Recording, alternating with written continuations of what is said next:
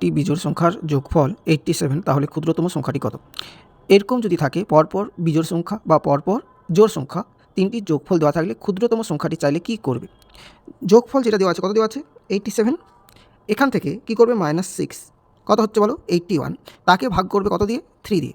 যদি 3 দিয়ে ভাগ করো কত হবে? 27। তাহলে এটা হবে ক্ষুদ্রতম সংখ্যা, সেটা জোড় থাকুক বা বিজোড় থাকুক সেম হবে। আচ্ছা, যদি বলে বৃহত্তম সংখ্যাটি কত? ক্ষুদ্রতম সংখ্যা কত পেয়েছে? 27, তার সঙ্গে 6 যোগ করে দাও, কত হবে বলো? 33। তাহলে ক্ষুদ্রতম সংখ্যা হচ্ছে কত? অ্যান্সার হবে 27, অ্যান্সার হচ্ছে 27। অথবা আরেকভাবে করতে পারো, প্রথমে ক্ষুদ্রতম সংখ্যাটিকে এক্স ধরে নাও, তাহলে পরের বিজোড় সংখ্যা কত হবে? x+2, তারপরে ক্ষুদ্রতম সংখ্যা কী হবে? আরও 2 বেশি, x+4।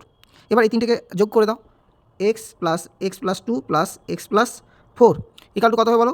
87। আচ্ছা, এবার বলো এক্স কটা এক্স আছে? 3x, আর 2 আর 4 মিলে কত? 6, 87। তাহলে 3x ইকাল টু কী হবে বলো?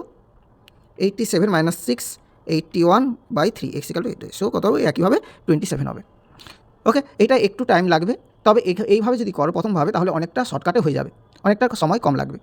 কী করবে আবার বলছি, প্রথমে যে যোগফলটা আছে তার সঙ্গে 6 মাইনাস করবে, মাইনাস করে যা হবে তাকে 3 দিয়ে ভাগ করবে, তাহলে ক্ষুদ্রতম সংখ্যাটা পাবে। আচ্ছা, ক্ষুদ্রতম সংখ্যা যদি পেয়ে যাও, যদি বলে বৃহত্তম সংখ্যা কত, তার সঙ্গে 6 যোগ করবে। কী বললাম বুঝতে পারলে?